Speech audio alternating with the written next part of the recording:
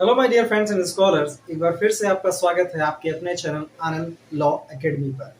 Friends, हम आपके लिए जो आपके पीसीएस जे और पीसीएस के एग्ज़ाम में स्टैटिक जनरल स्टडीज़ का पार्ट है, उसको लेकर के आज वीडियो में हिस्ट्री, जी हाँ, हिस्ट्री से related video, world war second and India at the same time. जिस टाइम वर्ल्ड वॉर सेकेंड चल रहा था उस टाइम इंडिया में क्या परिस्थितियां चल रही थी और क्या कुछ इंपॉर्टेंट है आपके सिविल जज एग्जाम के लिए as well as for your state PCS exam.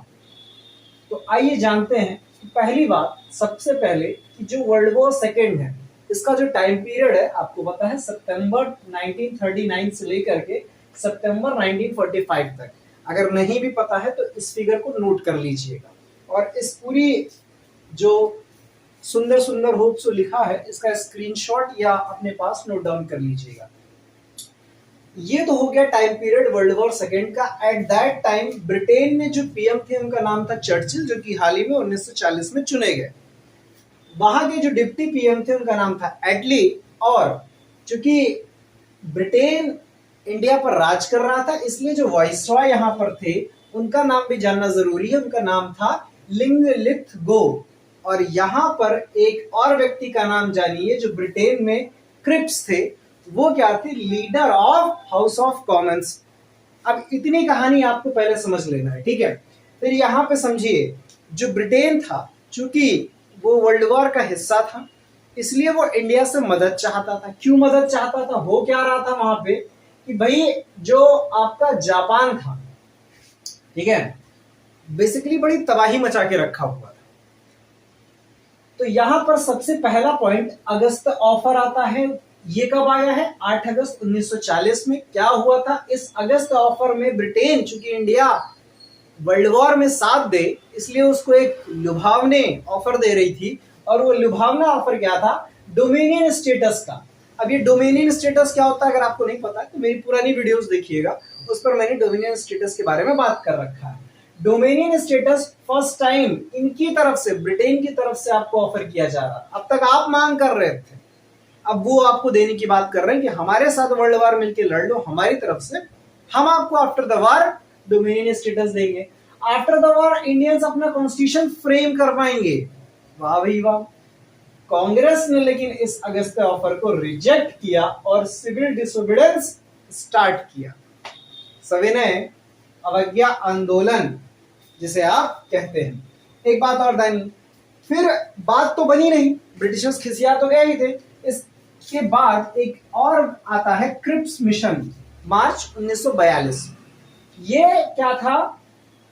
Main reason was Japan, पहले ही बताया। साउथ ईस्ट एशिया में उसका जो एडवांसमेंट, जो प्रसार बढ़ रहा था कब्जा करने का, वो एक मुख्य कारण था कि भाई ब्रिटेन चिंतित हो रहा था, ठीक है। और जो मेन कांग्रेस लीडर्स थे जो क्रिप्स मिशन से डील करने के लिए, उनका भी नाम आपसे पूछता है एग्जाम में, नेहरू एंड आजाद।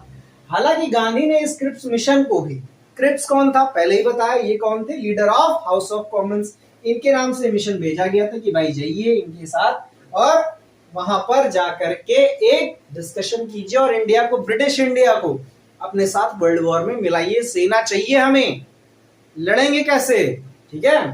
तो ये बात समझिए। गांधी जी ने हालांकि इसको कहा कि ये पोस्ट डेटेड चेक है। क्या है ये? Post dated cheque. तो आपसे पूछता है post dated cheque Gandhi ji ने किसको कहा था? क्रिप्स मिशन को कहा था, और इस प्रकार इसको रिजेक्ट किया। क्रिप्स मिशन फेल हुआ और इस फेलियर से जन्मा एक व्यक्ति और एक और रेजोल्यूशन जिसका नाम है वर्धा रेजोल्यूशन, जो आया 14 जुलाई 1942 में, due to the failure of Cripps mission. ठीक, इससे ज्यादा प्रश्न आपसे नहीं पूछेगा, कंटेंट मत नोट कीजिएगा, ढूंढ के भी। वर्धा रेजोल्यूशन है, ये भी ज्यादा कुछ काम नहीं कर पाया। फिर इधर आता बॉम्बे रेजोल्यूशन, अगस्त 1942। वर्ल्ड वॉर अभी चल रहा है, 45 तक चलेगा भाई साहब, देख ध्यान से रखिएगा। 40 में आया बॉम्बे रेजोल्यूशन। इंडियन सिचुएशन में क्या है? गांधी जी ने यहाँ पर क्विट इंडिया रेजोल्यूशन पास करवाया और कहा करो या मरो, डू और डाई। तो सवाल ये बनता है डू और डाई कौन से रेजोल्यूशन में? बॉम्बे में। किसने कहा? गांधी जी ने कहा। किसके तहत कहा? क्विट इंडिया रेजोल्यूशन के तहत कहा। एक बात और, क्विट इंडिया रेजोल्यूशन को लिंगलुथगो ने जो कौन थे, वाइसराय थे आपके इंडिया के, इन्होंने इसको अब तक का आफ्टर द 1857 1857 के क्रांति युद्ध के बाद का सबसे मोस्ट सीरियस रेवेलियन का नाम दिया।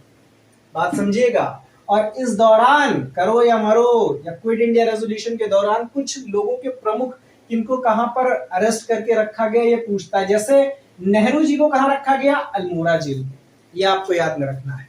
गांधी जी को कहां पे रखा गया, आगा खान पैलेस जो कि है पूना जेल में। आजाद जी को कहां पे रखा गया, बंकुरा जेल में। तो ये तो नोट कर लीजिएगा, ये आपसे पूछेगा।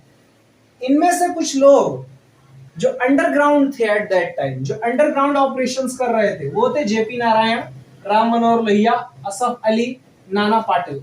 इनके भी नाम पूछता है कि उस दौरान कौन कौन मेन प्रमुख लीडर्स अंडरग्राउंड होकर के एक्टिविटीज को कर रहे थे। इस दौरान एक व्यक्ति और हाईलाइट था, सुभाष चंद्र बोस जी। जी हाँ, जिनको आप नेताजी के नाम से जानते हैं। तो सबसे पहले आपको कहानी पता है कि नेताजी सुभाष चंद्र बोस भारत छोड़ करके भाग के गए, कहां भाग के गए ये आपको नहीं पता है। तो बात समझिए, ये जब भागे यहां से, जब इनको नजरबंद किया गया था, तो ये किस नाम से भागे, स्यूडोनेम से। स्यूडोनेम का मतलब है एक झूठा नाम या काल्पनिक नाम। जो क्या नाम था, जयुद्दीन। और कहां से कहां गए, कलकत्ता से गए सबसे पहले काबुल, ये भी ध्यान रखिएगा। फिर ये क्या किए, इनकी जो तारीख है वो याद कर लीजिएगा, 26 जनवरी 1941 बर्लिन जर्मनी गए। जर्मनी क्यों पहुंचे, हिटलर, वही छोटी मूंछों वाला, उससे मिलने। और एक बात और ध्यान रखिएगा, एक आर्मी है या लीग है जिसे आप जानते हैं इंडियन इंडिपेंडेंस लीग, जो कि 1942 में बनी बैंकॉक में। इसको रास बिहारी बोस ने बनाई है, सुभाष चंद्र बोस ने नहीं बनाई है, ठीक है। इसको और एक नाम से जानते हैं, इंडियन नेशनल आर्मी, INA, या फिर आजाद हिंद फौज। एक और नाम है स्प्रिंगिंग टाइगर्स, नाम याद रखिएगा, ठीक है। स्प्रिंगिंग टाइगर्स ये बैंकॉक में बनाया था इन्होंने, और इन दोनों को बनाया मनमोहन सिंह की सहायता से। Manmohan Singh commander in chief थे। फिर क्या हुआ, बोस जी को बुलाया गया सिंगापुर में, जहां पर इन्होंने 4 जुलाई 1943 को INA का कमांड लिया, इंडियन नेशनल लीग का, ठीक है। ये बात ध्यान रखिएगा। और INA ने होस्ट किया इंडियन नेशनल फ्लैग पहली कोहिमा में मार्च 1944 में। भारत की तरफ मुड़ रहे हैं, अब कहानी सुनते रहिएगा।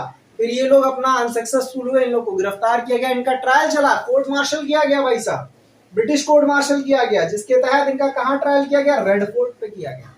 और इनको बचाने के लिए इंडिया के best lawyers at that time कर रहे थे क्या, जैसे नेहरू जी, तेज बहादुर जी, भूलाभाई देसाई, ये लोग लड़े इनके लिए, हालांकि हार गए, गिल्टी ठहराए गए ये लोग। लेकिन यहाँ पे जो बात नोट करने योग्य है, गिल्टी ठहराए जाने के बावजूद भी सरकार इनको छोड़ना चाहती थी।